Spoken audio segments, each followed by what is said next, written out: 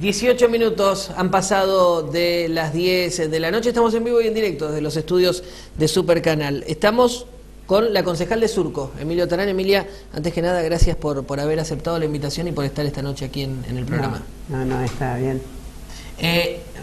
Bueno, hay varios temas que iremos analizando. Me parece que a modo de arranque estaría bueno. No hemos hablado después de la decisión de Surco de alejarse del acuerdo político. Sí hemos nosotros compartido en el programa la conferencia de prensa y el análisis del programa de la situación, pero ¿cómo se siente o cómo se ha sentido Surco? Porque sabemos que esto ha sido una decisión del partido en general. ¿Cómo se ha sentido con este, podemos decir, nuevo rol dentro del Consejo Deliberante? No creo que sea nuevo rol. Creo que sí, desde ya el estar dentro del acuerdo político era una postura, era una forma de construcción colectiva, o una intención de construcción colectiva por lo menos. Y hoy por hoy la construcción no es colectiva en cuanto a otras fuerzas políticas, y nuestro rol puntualmente en el Consejo Deliberante se refleja en eso. Digamos que la postura crítica que hoy tiene Surco con el gobierno municipal es las mismas críticas que hacíamos cuando estábamos dentro del gobierno municipal. Quizás antes las críticas se daban hacia adentro de las reuniones de gabinete, y ahora se notan mucho más. Y fundamentalmente era porque creo que es el día de hoy todavía que creemos que es un error no mirar determinadas cosas, sino cambiarlas y no transformarlas. Y bueno, y quizás el día de mañana esto va a repercutir históricamente en la historia de nuestro pueblo mal, la manera que nosotros no creíamos que tenía que pasar. De todas maneras, estuvo bueno estar 2 años, porque tampoco fue no fuimos lo que pensaban, que íbamos a durar poco, que esto era un invento. Creo que no fue un invento la idea de hacer un acuerdo. Creo que fue programático, que fue ideológico. Y bueno, y creo que está pasando también a nivel nacional y a nivel provincial, de que ya se acercan las elecciones, y que también es cierto que se va reformulando un montón de cosas.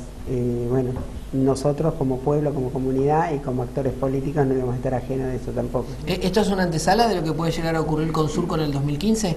No, la verdad es que nosotros hoy por hoy, así institucionalmente, o si querés, como partido político, estamos muy ocupándonos de justamente poner en pie y terminar con las afiliaciones y presentarnos como partido vecinalista, que fue lo que dijimos ya desde antes de irnos del acuerdo, inclusive, que íbamos a hacer, y como una herramienta electoral, no tener que estar condicionados el día de mañana a tener que ir con alianza, o ir sí o sí con algún otro partido por una cuestión de personería jurídica. Queremos ser totalmente independientes en eso y poder decir, bueno, nosotros, Surco, y este espacio es esto. Como mucho invitaremos a gente independiente o gente que no es de Surco a participar con nosotros electoralmente, pero no al revés. ¿Está avanzando en esta idea de crear un partido vecinal, un partido municipal? Sí, estamos concretamente hace unos meses. La verdad es que empezamos en diciembre, después paramos porque estábamos, ocupándonos de otras cosas, y con esto desde que nos fuimos del acuerdo pusimos toda la polenta un poco en eso, ¿no? Emilia, ¿esto significa que Surco, por ejemplo, analiza la posibilidad de presentar un candidato a intendente en el 2015? Podría ser, en realidad hoy te diría que lo veo bastante lejano, porque vos sabés que para tener una candidatura que sea posible se necesita una mínima infraestructura económica, y que no tenemos, por supuesto, y que hoy por hoy tampoco lo vemos muy factible. Pero viste que la política nunca se sabe, es un poco. Pero sí creemos que la experiencia de tener una representación dentro del Consejo Deliberante, ni hablar duplicar los votos, estar presentes, creo que nosotros representamos legítimamente a un sector de la población que evidentemente se siente reflejada y se acerca a un montón de cosas que hacemos. Creo que somos parte de esta sociedad, que no somos la mayoría, sin ninguna duda, si no sería distinto San Martín de los Andes, no sé si mejor o peor, pero distinto. Pero sí también creo que representamos claramente a un sector de nuestra sociedad, que ojalá podamos seguir representándolo dentro del Consejo y dentro de los estamentos que podamos, ¿no? Creo que está bueno esto de que la sociedad de San Martín tenga representantes de los distintos grupos que convivimos acá. está bueno. Cuando se hizo la conferencia de prensa para anunciar que Surco dejaba de pertenecer al acuerdo político, una de las críticas que hizo usted estuvo orientada a la inacción respecto a la situación habitacional, en realidad respecto a la toma, porque creo que estuvo concentrada allí en la toma, pero la toma sin duda que fue el motivo, el disparador de lo que después se sancionó en el Consejo Deliberante, que fue la emergencia habitacional, las famosas herramientas para el Poder Ejecutivo para poder accionar ante una determinada situación que era evidente que no solamente está en San Martín, sino que existe en otros lugares, pero que se había explotado en San Martín a partir de la toma. ¿Se cumplieron o se están por cumplir? La verdad es que no tengo... Un año de emergencia habitacional, un año. A los 11 meses requiere la ordenanza una revisión. Sí. ¿Qué revisión se puede hacer? ¿Se hizo una revisión hacia el interior del Consejo? ¿Todavía no? No, todavía no. Creo que ese es un déficit que tiene la política de vivienda. Ya estamos cansados de solicitarle al responsable del Instituto de Vivienda que nos convoque para elaborar un diagnóstico y para diseñar la política, porque en realidad cuando creamos el Instituto de Vivienda, que lo creamos cuando reformamos la Carta Orgánica con proyectos propios, era esa la idea. Nunca se nos ocurrió que la política de nuestro pueblo habitacional, que hoy no es más caótica, al revés, es menos caótica que un tiempo anterior, iba a ser exclusividad de una sola persona. Siempre fue pensado para hacerlo en conjunto, y porque es un problema evidentemente de todos, no es un problema ni de un partido, ni con una sola mirada se puede resolver. Eso por un lado. Por otro lado, sí es cierto, una de las cosas que más nos causó frustración, casi te diría, es el tema de la emergencia habitacional, porque sin ninguna duda nace por el tema de la toma. Eso fue el disparador porque nos mostró una realidad nuevamente en San Martín de los Andes, que tienen distintas lecturas, no es solamente, bueno, vos sabés, creo que se ha hablado bastante en este programa y en todos los ámbitos políticos lo que significa una toma de esas características. Por un lado se muestra la crudeza de los vecinos más humildes, más carenciados y más desesperados. Por otro lado se huele un oportunismo, una cosa media trucha. Y entonces ahí es cuando en la cancha se ven los pingos, diría mi abuelo. O sea, ahí tenés que tener claramente una idea y ejecutar una política concreta. Así se acompañó la emergencia habitacional y a partir de eso también un montón de declaraciones y de cosas que son importantes hacer. Algunas cosas se hicieron, seguramente algunas cosas se hicieron, algunas se tenían que hacer, porque sí. Porque ya estaba asignadas las viviendas, porque ya estaban comprados los terrenos, otras quedaban en intenciones, pero este tema, que es un tema, insisto, muy puntual, hoy por hoy no es que no tiene una solución, porque sería ingenua y de mala leche decir que alguien lo solucione mágicamente. Ni siquiera hay un diagrama de laburo con esto, que eso es lo imperdonable. En un año vos tenés que decir cuál fue tu postura, en qué actuaste concretamente. No te digo que eso hubiera sido la solución, pero por lo menos tenemos para hablar. Ahora, si la política fue mirar para el otro lado y hacer de cuenta como que no estás, porque con eso los vecinos se iban a cansar y se iban a ir, evidentemente no resultó. Si esa era la política, eso no resultó. Se ha consolidado, de hecho. Y de hecho se ha consolidado, insisto. ¿Cuántas veces se dice que tienen servicios, que evidentemente agua deben toma? Y aparte, insisto, estamos hablando como si fuera un gueto o gente invisible, que no me parece que sea ni humano, ni bueno, menos revolucionario, ni hablar. Eso tampoco es progresista, ni ser así, ni tampoco de alguna manera avalarlo porque miras para el otro lado y usás determinado argumento para hacer otras cosas y no ocuparte de ese tema concreto que es qué hacemos con esa tierra, con esa gente que hoy son así, podrían ser el triple o podrían ser la mitad. De hecho, la misma gente de la toma, yo tuve la oportunidad de ir en varias oportunidades de ingresar y de estar con los vecinos hasta dentro de las casas que han armado allí. La misma gente pide que se le solucione. No es que se instalaron, por lo menos con los que uno puede hablar, no es que se instalaron y dijeron de acá no nos movemos nunca más. La misma gente pide que por lo menos alguien se acerque. Porque también hubo una carencia desde el punto de vista del desarrollo social allí, del trabajo del desarrollo social. No, Nosotros lo que propusimos en un momento, que aparentemente, porque hubo 2 o 3 momentos, cada vez que pasa algo con la toma, era como que hay que apagar el incendio. Entonces todo el mundo, ¿no? ¿Qué hacemos, qué no hacemos, qué llevamos, qué traemos, qué vamos, qué...?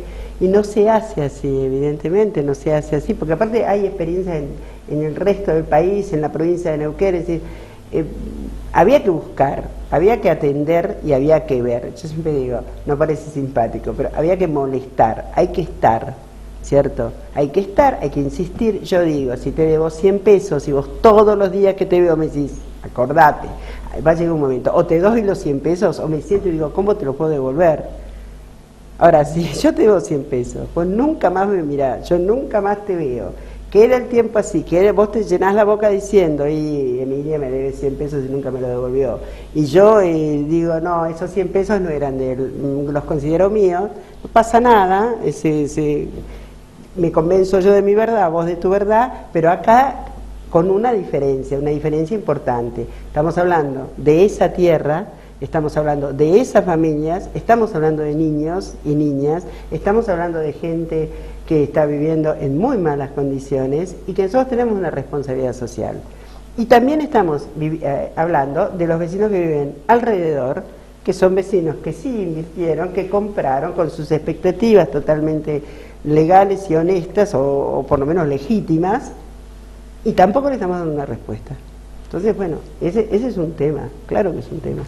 Hablando de emergencia habitacional, que también generó que se empiece a trabajar y a buscar soluciones, por ejemplo, a los vecinos que tuvieron la posibilidad de acceder a un Procrear, pero que se les hace bastante complejo acceder a una vivienda. Hubo una audiencia pública hace algunas horas en el Consejo, en donde hubo la expresión de vecinos de un lado, del otro, podemos decir a favor, en contra, una experiencia bastante gratificante que imagino que a vos que te tocó ser convencional y cuando propusieron y se generó esta idea de la audiencia pública, era uno de los objetivos, ¿no? Bueno, yo lo dije en la audiencia, a mí me llena de felicidad esto, porque cuando las herramientas, cuando vos peleas por una cosa, se plasma y después ves que funciona, a pesar de todo lo que el mundo, la gente decía, no, ¿quién va a ir a una audiencia pública?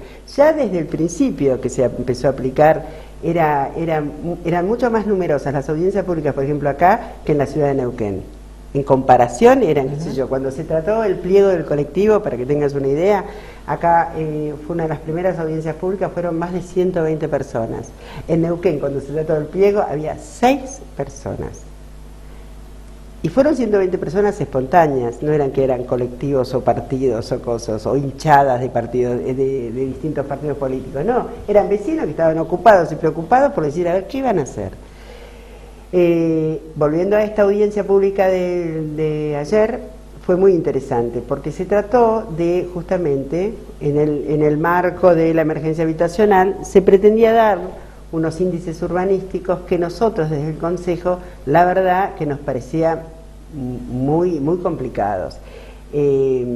No para nada cajoneamos el tema, sino que al revés, lo profundizamos, llamamos el Ejecutivo, Planeamiento, ayudó a la gente que quería desarrollar esto en la parte técnica, era en la zona de los riscos, en una zona muy no peligrosa, pero muy delicada por el tema de las piedras y de la pendiente que tienen, y bueno, y era un cambio radical porque eran lotes muy grandes, se llevaron los muy chicos, 2 viviendas por 600 metros, un lugar con una accesibilidad malísima, que los vecinos que hoy viven ahí los de hoy tienen ya tienen complicaciones. Imagínate que era pensar hacer como 30 viviendas más, cómo iban a llevar los camiones, el material, bueno, había un montón de temas.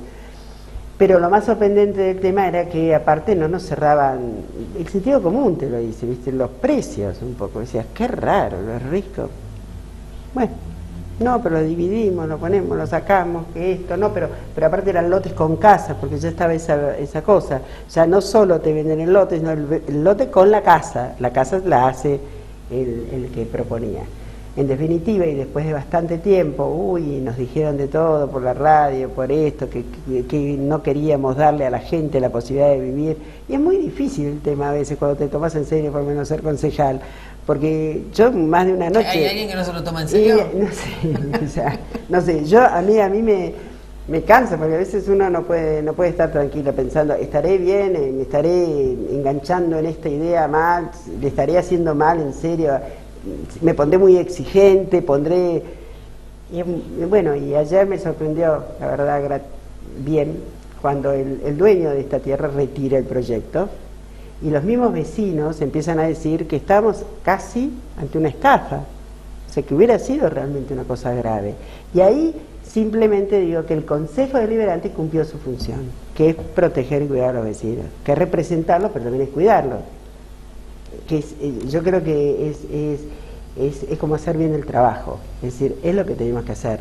No pasó por nosotros, pero sí pasó por ser precavido y por trabajar con seriedad, decir, bueno, a ver, y no dejarse influenciar por presiones inclusive de algunas personas que salen a los medios, a la prensa, que te dicen no, pero no quieren, duermen los expedientes.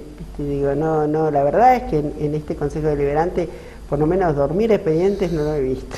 La gente también se va a tener que hacer expresar, o por lo menos así correspondería, creo que lo expuso alguien de su partido en una audiencia pública, hacer un referéndum respecto, que también tiene que ver con la crisis habitacional, y ya con esto vamos cerrando por una cuestión de tiempo y por respeto a las vecinas de Cordón y el Chapelco, respecto al lote de Villegas y Rode, que también pide una excepción, pero en este caso es el municipio. Bueno, sí, eso fue otra audiencia pública que sí, nosotros dijimos, sin ninguna duda, no lo decimos nosotros, lo dice la Carta Orgánica, eso tiene que ir a referéndum, antes los vecinos se tienen que informar bien. ¿Por qué hay pedido de modificación de indicadores y todavía no se sabe qué se va a hacer?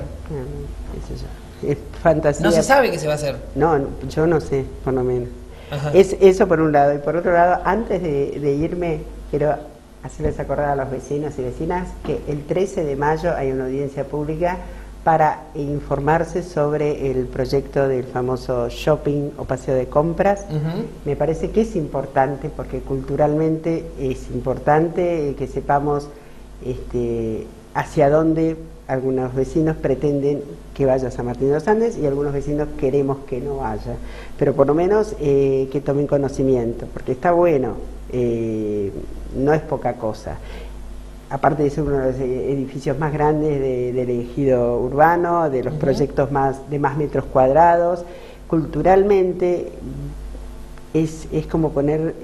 no la veo muy conforme con el lugar de que se eligió para... No, ni el lugar ni el proyecto en sí.